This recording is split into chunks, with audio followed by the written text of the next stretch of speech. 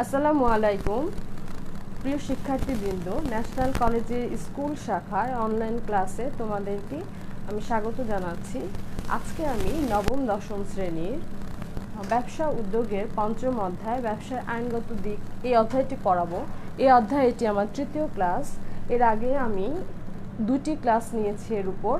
তোমরা যারা আগে ক্লাসটি মিস করেছো তারা গত সপ্তাহের রবিবারের ক্লাসটি যদি দেখো তাহলে তোমাদের জন্য অনেকটাই উপকার হবে।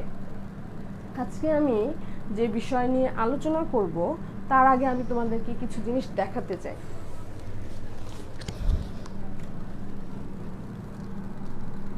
তো হচ্ছে দেখো, আমরা গত ক্লাসে যে আলোচনা করেছিলাম বীমা নিয়ে, তাই তো? যে যারা মিস করে গেছো আমি বারবারই বলছি তারা আমাদের পেজে গিয়ে গত সপ্তাহের ক্লাসটি অবশ্যই দেখে নিবে, তাহলে আজকে যে আলোচনার সাথে পূর্বের আলোচনা মিল রেখে করা সম্ভব হবে। ঠিক আছে? আজকে তোমরা প্রথম যে ছবিটা, সেই ছবিটায় দেখতে পাচ্ছ যে একটি গুদামে আগুন লেগে গেছে। ঠিক আছে? তারপর দেখতে পাচ্ছ যে একটি মালবাহী জাহাজ পানিতে ডুবে যাচ্ছে এবং একটি গাড়ি দুর্ঘটনা ঘটেছে। ঠিক আছে? এখন তোমাদেরকে আমি যে বিষয়গুলো বলতে চাই সেটা হচ্ছে আমরা পড়তেছি কি বিষয়টা ব্যবসায় উদ্যোগ। ঠিক আছে? আমরা সবাই জানি যে ব্যবসা করতে গেলে ঝুঁকি বিদ্যমান, যেগুলো আমি গত ক্লাসে আলোচনা করেছিলাম, তারপরও কিন্তু আমি একটু তোমাদের সুবিধার জন্য আবার বলতেছি। ব্যবসা করতে গেলে ঝুঁকি বিদ্যমান। ঝুঁকি কি? ব্যবসার ক্ষতি হওয়ার সম্ভাবনা বা আশঙ্কাকে কি বলে? ঝুঁকি বলে, তাই না? এখন এই ঝুঁকি দুটি কারণে হতে পারে, একটা হচ্ছে প্রাকৃতিক কারণ আর একটা হচ্ছে অপ্রাকৃতিক কারণ। কয়টি কারণে? প্রাকৃতিক কারণে এবং অপ্রাকৃতিক কারণে। প্রাকৃতিক কারণে কিভাবে ব্যবসায় ক্ষতি হতে পারে দেখো। প্রাকৃতিক কারণে হতে পারে ঝড় হতে পারে, বন্যা হতে পারে, বৃষ্টিপাত হতে পারে, সাইক্লোন হতে পারে। এসব কারণে কি হয়, আমরা এখন অনেকটাই নদী পথে পণ্য আনা নেওয়া করি। তখন যদি সেই মালবাহী বা পণ্যবাহী জাহাজটি ডুবে যায় তখন আমাদের পণ্যের ক্ষতি হয়, যেটা ব্যবসার জন্য ক্ষতির কারণ হয়ে দাঁড়ায়। বা গুদামে যখন আমরা পণ্য রাখি সেখানে যদি আগুন লেগে যায় তখন পণ্য নষ্ট হয়ে যায়। এভাবেও কিন্তু পণ্যের ক্ষতি হয়, যেটা আমরা দেখছি। দেখো, গুদামে আগুন লেগে গেছে, পণ্যবাহী জাহাজ ডুবে যাচ্ছে। এই যে ঝুঁকি, এই ঝুঁকি পরিহার করার একটি উপায় হচ্ছে বীমা। এগুলো আমি আলোচনা করেছি কিন্তু গত ক্লাসে। ঝুঁকি পরিহার করার একটি উপায় হচ্ছে বীমা। এখন দেখো, বীমা আবার বিভিন্ন ধরনের হয়। এটা হচ্ছে অগ্নিজনিত কারণে বীমা হতে পারে, সেটা হচ্ছে অগ্নি বীমা। যদি নৌপথে পণ্য আনা নেওয়ার সময় জাহাজ বা পণ্যের ক্ষতি হয় তখন সেজন্য যে বীমা করা হয় সেটা হচ্ছে নৌ বীমা। এবং দুর্ঘটনায় কোনো সম্পত্তি বা মানুষের যদি ক্ষতি হয় সেটা হচ্ছে দুর্ঘটনা বীমা। আরেকটা হচ্ছে, দেখো আমি লিখে রেখেছি সোনালী লাইফ ইন্স্যুরেন্স। মানে লাইফ ইন্স্যুরেন্স কি? জীবন বীমা। জীবনের জন্য যে জীবনের মানুষের মৃত্যু ঘটলেও তো ক্ষতি হয়, সেটার জন্য যে বীমা সেটা হচ্ছে জীবন বীমা। এই যে বিভিন্ন ধরনের বীমার কথা আমরা ঝুঁকি দেখতে পাচ্ছি, এর জন্য বিভিন্ন ধরনের বীমা করা হয়। হ্যাঁ, আজকে আমরা সেটাই পড়ব যে বিভিন্ন ধরনের বীমা মানে বীমার প্রকারভেদ নিয়ে আলোচনা করব। আমি যখন যদি লাগে পরবর্তীতে তখন দেখাবো তোমাদের। হ্যাঁ, আমরা এখন জীবন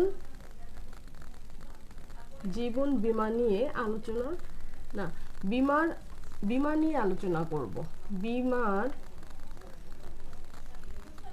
প্রকার ভেদ।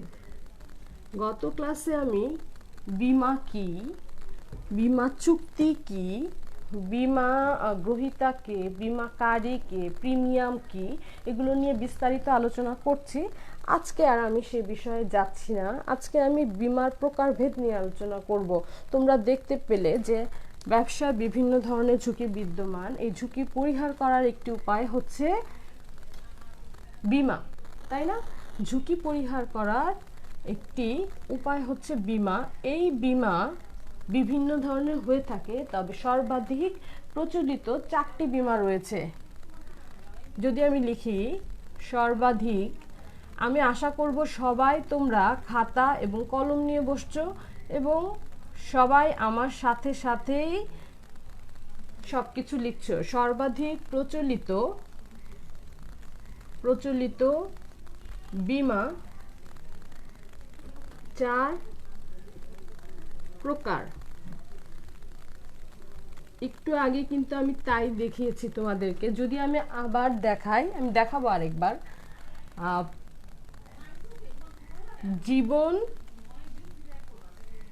জীবন বীমা, তারপর হচ্ছে নৌ বীমা, 3 নাম্বার হচ্ছে অগ্নি বীমা, 4 নাম্বার হচ্ছে দুর্ঘটনা বীমা। দেখো, আমি একটু আগে বলতেছিলাম তোমাদের যে কিছু ছবি দেখাচ্ছিলাম, সেই ছবিটা যদি আমরা আবার দেখি, দেখো জীবন বীমা লাইফ ইন্স্যুরেন্স কোম্পানির একটা ছবি আছে। তারপর হচ্ছে অগ্নি বীমা, আগুনে পণ্য নষ্ট, কারখানা যন্ত্রপাতি নষ্ট হওয়ার কারণে যে বীমাটা করা হয়। তারপর হচ্ছে নৌ বীমা, পণ্যবাহী নদী পথে বা সমুদ্র পথে পণ্য আনা নেওয়ার সময় পণ্যের বা জাহাজের ক্ষতি হলে যে বীমা করা হয়। এবং দুর্ঘটনা বীমা, যে কখনো একটা প্রাইভেট কার দুর্ঘটনা ঘটতে পারে বা মালবাহী গাড়িও দুর্ঘটনা ঘটতে পারে, এতে যে মানুষের বা সম্পত্তির যে ক্ষতি হয়, যে জন্য যে বীমা করা হয় দুর্ঘটনা। তাহলে বিভিন্ন ধরনের বীমা, আমি যে বললাম যে আরও অন্যান্য বীমা আছে, কিন্তু সর্বাধিক প্রচলিত বীমা 4টি। এর মধ্যে জীবন বীমা, নৌ বীমা, অগ্নি বীমা ও দুর্ঘটনা বীমা রয়েছে। তাহলে এখন আমি প্রথমে তোমাদেরকে জীবন বীমা নিয়ে আলোচনা করব। যদি জীবন বীমা নিয়ে আলোচনা করি, প্রথমে দেখো কি হয়। গত ক্লাসে আমি বলেছিলাম যে বীমা হচ্ছে ক্ষতিপূরণের চুক্তি, তাই না? এটা বলেছিলাম, কিন্তু জীবন বীমার ক্ষেত্রে বিষয়টি তা নয়। বীমার বিষয়বস্তু হচ্ছে মানুষের জীবন। এই মানুষের জীবন সম্পূর্ণভাবে অনিশ্চিত, মানুষের জীবনে অনিশ্চয়তা রয়েছে, তাই না? দেখো, যে কোনো সময়েই মানুষের যে কোনো দুর্ঘটনা ঘটে যেতে পারে, মৃত্যু ঘটে যেতে পারে। আমরা কেউ নিশ্চিত করে বলতে পারি না যে আমি এত বছর পর মারা যাব। যে কোনো সময় যে কোনো মানুষের মৃত্যু ঘটতে পারে। এই মৃত্যুকে কি করা যায় না, এই মানুষের মৃত্যু হলে তার পরিবারের সদস্যদের জন্য ক্ষতির কারণ হয়, কিন্তু এই ক্ষতি পরিমাপ করা যায় না। মানুষের মৃত্যুর ক্ষতি পরিমাপ করা যায় না,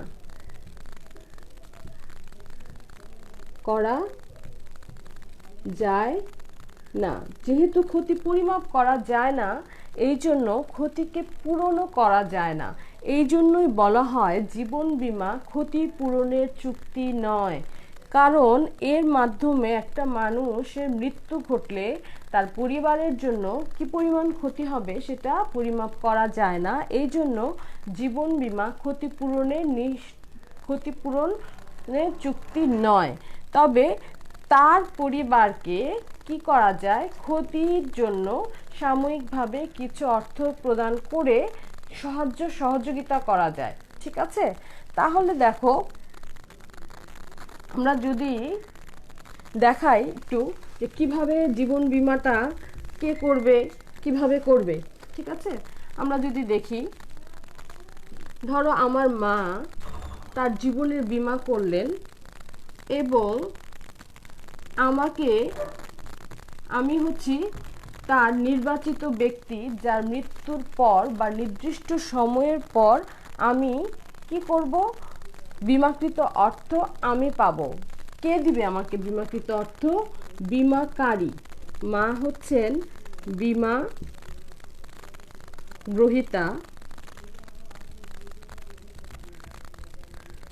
এবং এ হচ্ছে বীমাকারী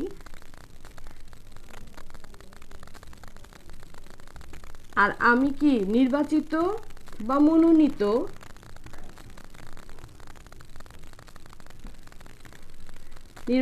ব্যক্তি যাকে বীমাকারী একটি নির্দিষ্ট সময় পর বীমাকৃত অর্থ ফেরত দিবে। এখন দেখো, তাহলে আমরা যদি জীবন বীমাকে পুরোপুরি সংজ্ঞা লিখতে যাই তাহলে কি হবে? এটা হচ্ছে কি, বীমা গ্রহীতা ও বীমাকারীর মধ্যে এমন একটি চুক্তি যা নির্দিষ্ট সময় পর বীমা কিস্তিতে বা বীমা প্রিমিয়ামের বিনিময়ে, কিসের বিনিময়ে দিবে? প্রিমিয়াম,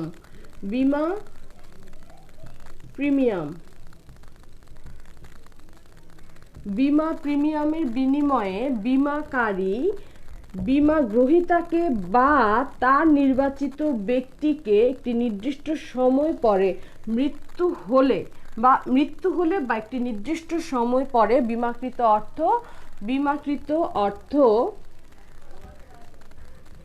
অর্থ ফেরত দেয়।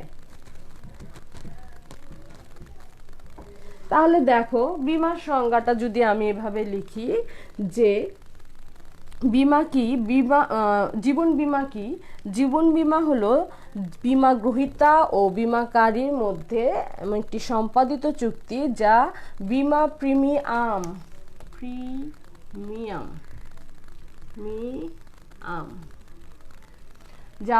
প্রিমিয়ামের বিনিময়ে বীমাকারী ব্যক্তি বীমা গ্রহীতার মৃত্যু হলে অথবা নির্দিষ্ট সময় শেষে বীমা গ্রহীতাকে বা তার দ্বারা নির্বাচিত বা মনোনীত ব্যক্তিকে বীমাকৃত অর্থ ফেরত দেয়। ঠিক আছে? এখন এই যে আমি বললাম যে জীবন বীমা, একমাত্র জীবন বীমা ক্ষতিপূরণের চুক্তি নয়।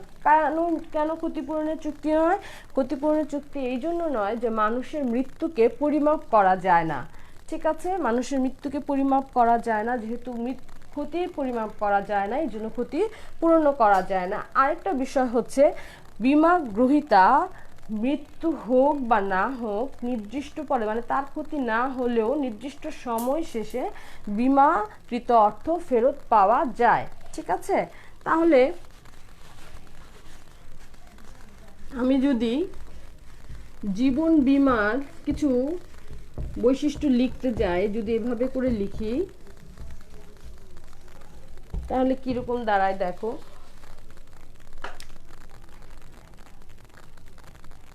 বীমা, তোমরা লিখো আমার সাথে সাথে, তোমরা অবশ্যই লিখবে। বীমাকারী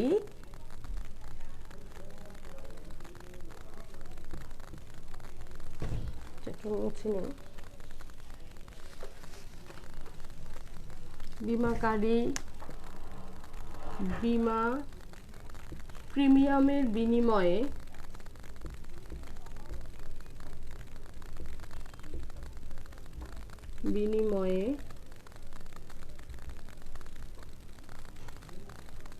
বীমা গ্রহীতাকে নির্দিষ্ট সময়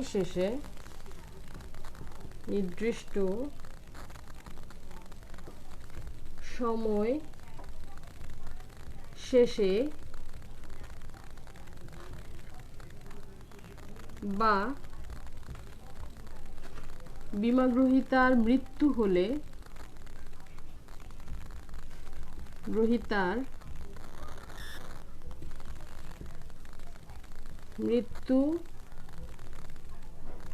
হলে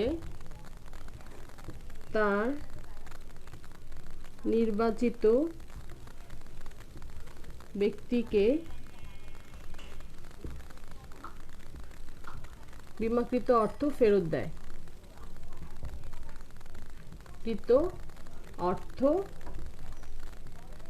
দেয়। ঠিক আছে? আরেকটি বিষয় হচ্ছে, দেখো আরেকটি বিষয় কি, বীমা কি বলেছিলাম, যদি আমরা একটা জীবন বীমার বৈশিষ্ট্যতে যাই তাহলে বীমাকারী বীমা প্রিমিয়ামের বিনিময়ে নির্দিষ্ট সময় শেষে বীমা গ্রহীতাকে বা তার মৃত্যু হলে তার নির্বাচিত ব্যক্তিকে বীমাকৃত অর্থ ফেরত দেয়। আর বিষয়বস্তু হচ্ছে, বস্তু হলো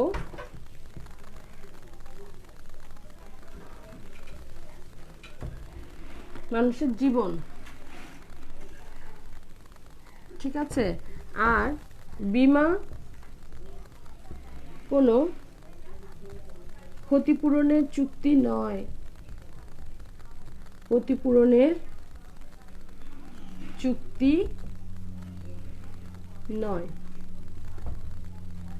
ঠিক আছে শিক্ষার্থীরা, এতক্ষণ আমরা জীবন বীমা নিয়ে আলোচনা করলাম, এখন আমরা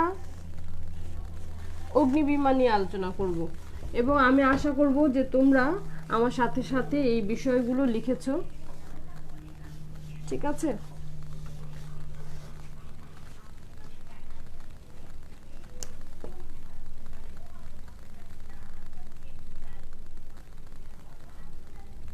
এখন আমরা এতক্ষণ আমরা জীবন বীমা নিয়ে আলোচনা করেছি, এখন আমরা করব হচ্ছে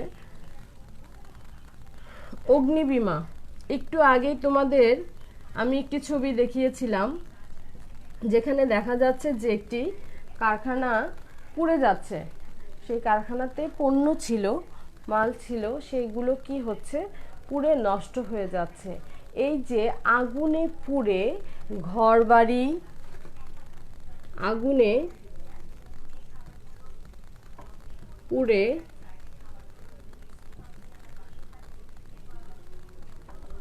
অগ্নিকাণ্ডে লিখি, হ্যাঁ সুন্দর হয়, অগ্নিকাণ্ডে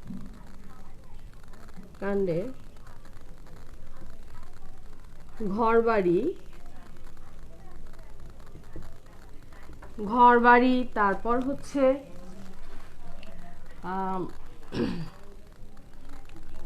পণ্যদ্রব্য,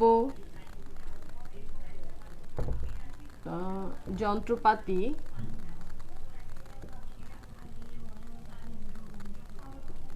ক্ষতি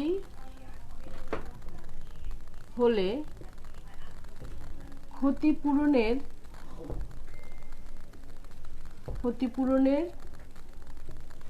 প্রতিশ্রুতি দেওয়া হয়, প্রতিশ্রুতি দেয়া হয়। ঠিক আছে, তাহলে দেখো অগ্নিকাণ্ডে, এই যে আমরা অগ্নিকাণ্ডের কারণে অনেক সময় বাড়িঘর পুড়ে যায়, তাই না? ঘরবাড়ি পুড়ে যায়, মালামাল পুড়ে যায়, কারো কারখানা পুড়ে নষ্ট হয়ে যায়, আবার যন্ত্রপাতিরও ক্ষতি হয়। যেহেতু এই ক্ষতিগুলো পরিমাপ করা যায় তাহলে, এবং ক্ষতি তোমার যতটুকু হয়েছে বিমাকারী বা বিমা কোম্পানি তোমাকে ততটুকু পরিমাণ কি করে, ক্ষতি পূরণ করে থাকে, তাহলে এটিকে ক্ষতিপূরণের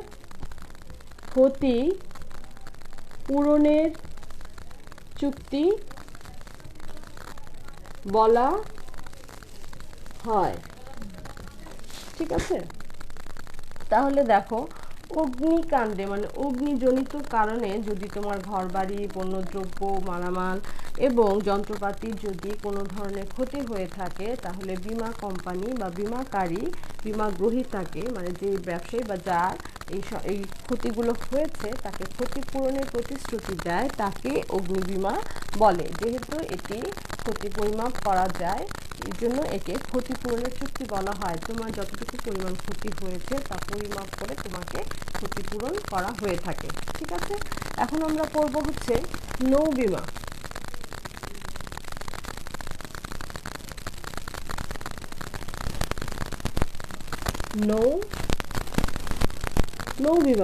নৌ বীমা কি? এই যে আমি তোমাদের দেখালাম না একটা ছবিতে যে জাহাজ ডুবে যাচ্ছে, এখন আমরা বিভিন্ন সময় এটা জানি যে এখন যেহেতু ব্যবসা, এখন কি আদিম যুগে ব্যবসা শুধু গ্রাম থেকে গ্রামে বা শহর থেকে শহরের মধ্যে সীমাবদ্ধ ছিল, কিন্তু দিন দিন সভ্যতার অগ্রগতির সাথে সাথে ব্যবসার পরিমণ্ডলের অনেক বিস্তৃতি হয়েছে। এখন শুধু গ্রাম থেকে গ্রামে বা শহর থেকে শহর বা দেশের মধ্যে সীমাবদ্ধ নেই, এটি পুরো পৃথিবীতে ছড়িয়ে গিয়েছে। এজন্য বেশিরভাগ সময়ই পণ্যদ্রব্য বাইরের দেশ থেকে যদি আনা নেওয়া করা হয় জাহাজের মাধ্যমে, মানে নদী পথে, বা এক অঞ্চল থেকে, এক গ্রাম থেকে শহরেও কিন্তু নদী পথে পণ্যদ্রব্য আনা নেওয়া করা যায়। লঞ্চের মাধ্যমে, জাহাজের মাধ্যমে আমরা পণ্যদ্রব্য আনা নেওয়া করি। এটা করতে গিয়ে বিভিন্ন ধরনের ঝুঁকি দেখা যায়। কি কি হতে পারে? সেটা হতে পারে প্রাকৃতিক কারণগুলো দেখো, ঝড় হতে পারে, সাইক্লোন হতে পারে, ঢেউ আসতে পারে। এসব কারণে জাহাজ ডুবি হয়ে কি হতে পারে? পণ্য নষ্ট হয়ে যেতে পারে। এছাড়াও কি হতে পারে? জলদস্যুর আক্রমণের কারণেও কিন্তু তোমার পণ্যের ক্ষতি হতে পারে।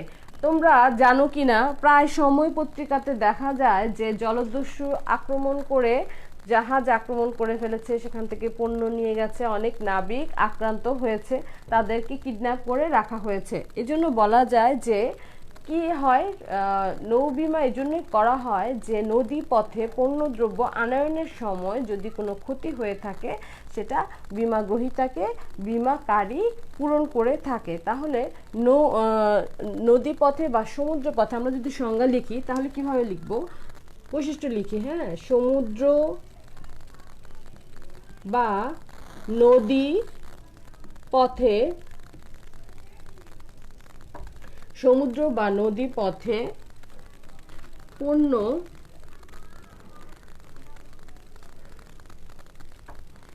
আনয়নের সময়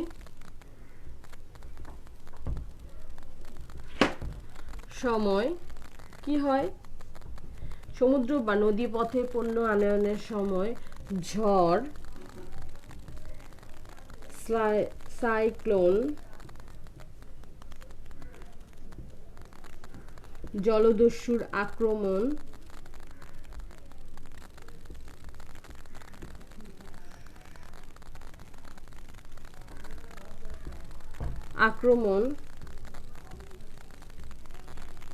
এসব কারণে যে ঝুঁকি থাকে সেই ঝুঁকির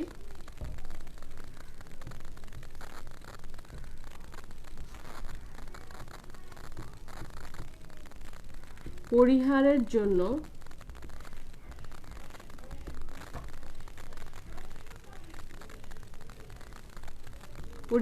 জন্য বীমাকারী ও বীমাগ্রহীতার মধ্যে যে চুক্তি হয় সেটাকে কি বলে? নৌ বীমা বলে। ঠিক আছে, তার মানে এইসব ঝুঁকি পরিহার করার জন্য বীমাগ্রহীতা বীমাকারীর সাথে একটি চুক্তিতে আবদ্ধ হয়। যদি এইসব কারণে কোনো ক্ষতি হয়ে থাকে, জাহাজের বা পণ্যের কোনো ক্ষতি হয়, তখন কি করে? বীমাকারী বীমাগ্রহীতাকে ক্ষতিপূরণ করে থাকে। ঠিক আছে, এবং এটিও একটি কি ক্ষতিপূরণের চুক্তি। এখন আমরা পড়ব হচ্ছে দুর্ঘটনা বীমা।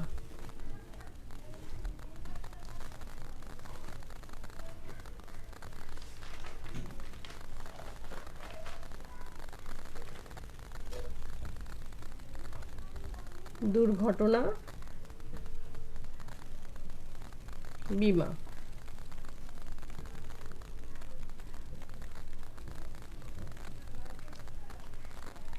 দুর্ঘটনা বীমা কি? দেখো, ব্যক্তির জীবন বা সম্পত্তির উপর, ব্যক্তি জীবন বা সম্পত্তি, এটাতে কালি আসতেছে না, সম্পত্তি বিনাশের ঝুঁকি হলো দুর্ঘটনা বীমার আওতাভুক্ত। দেখো,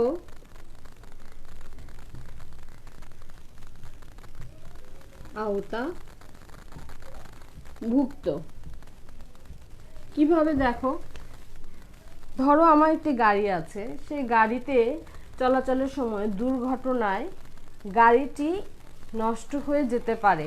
সে যে আমি এত অর্থ দিয়ে যে গাড়িটা কিনলাম, সেই গাড়িটা যদি কয়েকদিন চালানোর পরে নষ্ট হয়ে যায় তাহলে আমার ক্ষতি হচ্ছে। বা সেই দুর্ঘটনায় যদি জীবনেরও ক্ষতি হতে পারে। আমার যদি ক্ষতি হয়ে থাকে তাহলে চুক্তি শর্ত অনুযায়ী যে বিষয়টি নিয়ে দুর্ঘটনা বিমা করা হয়েছিল তার যদি কোনো ক্ষতি হয়ে থাকে তখন বিমাকারী প্রতিষ্ঠান বিমাগ্রহীতাকে বা বিমাগ্রহীতাকে সেই ঝুঁকি পরিহার করার জন্য বা ক্ষতি পূরণ করার জন্য প্রতিশ্রুতি প্রদান করে থাকে। এই বিষয়টাই হচ্ছে দুর্ঘটনা বিমা। আমি আরও বলেছিলাম যে সর্বাধিক, প্রথমে লিখে রেখেছি দেখো, সর্বাধিক প্রচলিত বিমা 4 প্রকার এবং আমি 4টি প্রকার নিয়ে এবং কিভাবে একটা ছবির মাধ্যমে দেখিয়েছি কিভাবে এই 4টি জিনিসের ক্ষতি হতে পারে, ঠিক আছে, এবং ক্ষতি হলে বিমাকারী কি করে ক্ষতিপূরণ করে থাকে। প্রথমটা ছিল জীবন বিমা, তারপরে অগ্নি বিমা, নৌ বিমা এবং দুর্ঘটনা বিমা। জীবন বিমা ব্যতীত অন্য সকল ধরনের বিমাই হচ্ছে ক্ষতিপূরণের চুক্তি। অন্যান্য বিমা কি? এগুলো তো সর্বাধিক প্রচলিত, তাই তো, যে 4টা বললাম। আর অন্যান্য বিমা হচ্ছে আরো অনেক ধরনের বিমা আছে, যেমন চৌর্য বিমা। চৌর্য বিমা কি? অনেক সময় আমাদের পণ্য চুরি হয়ে যেতে পারে বা যন্ত্রপাতি চুরি হয়ে যেতে পারে, সেগুলোর বিমা করা থাকলে বিমাকারী সেই ক্ষতিপূরণের চেষ্টা করে। তারপরে শস্য বিমা, তারপর মোটর বিমা, এরকম আরো অনেক ধরনের বিমা রয়েছে, কিন্তু সবচেয়ে বেশি প্রচলিত ওই 4 ধরনের বিমা, সেটা আমরা নিয়ে আলোচনা করেছি। এবং আমি তোমাদেরকে বারবারই বলতেছি যে যেহেতু এটা আমার 3য় ক্লাস, 2য় ক্লাসে আমি তোমাদেরকে কি করেছিলাম, বিমা কি, বিমা পত্র কি, বিমাকারী কে, বিমা গ্রহীতা কে, প্রিমিয়াম কি, বিমা চুক্তিপত্র কি, সব কিছু নিয়ে আলোচনা করেছি। সেই তোমরা যারা এই ক্লাসটি, আগের ক্লাসটি করনি, তারা অবশ্যই সেটা দেখে নিবে। দেখে নিলে তোমাদের এই ক্লাসটা বুঝতে সুবিধা হবে। আর সবাই তোমরা আশা করছি এ বিষয়ে আজকের পাঠটি অনুশীলন করেছো। আমি এখন তোমাদেরকে কিছু বাড়ির কাজ দিব এবং আশা করব তোমরা সেই বাড়ির কাজগুলো করে রাখবে এবং কিছুদিন পর তোমাদের একটি পরীক্ষা হবে, অনলাইন টেস্ট হবে। সেই টেস্টে এইসব ক্লাস থেকেই যে পড়ানো হচ্ছে সেগুলোর উপর থেকে প্রশ্ন হবে। অতএব তোমরা সবাই নিয়মিত ক্লাসে অংশগ্রহণ করবে, এটা আমি আশা করছি। এখন আমি বাড়ির কাজ দেই, ঠিক আছে? বাড়ির কাজ, বাড়ির কাজটা কি দেখো। জীবন বিমার গুরুত্ব বর্ণনা করো। আরেকটা দেই, নৌ বিমার আওতা ভুক্ত বিষয়গুলো কি?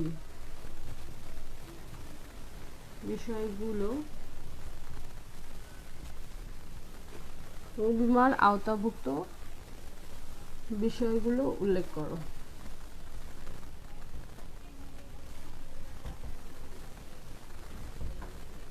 প্রিয় শিক্ষার্থীবৃন্দ, আজকে এই পর্যন্তই। তোমাদের সাথে আবার দেখা হবে আশা করছি। ততক্ষণ পর্যন্ত তোমরা সুস্থ থাকো, তোমরা সবসময় সুস্থ থাকো, সরকারের বিধিনিষেধ মেনে চলো, এটাই আশা করছি। এবং নিয়মিত ক্লাস করো এবং পাঠ অনুশীলন করো। সবাই ভালো থাকো। আল্লাহ হাফিজ। আসসালামু আলাইকুম।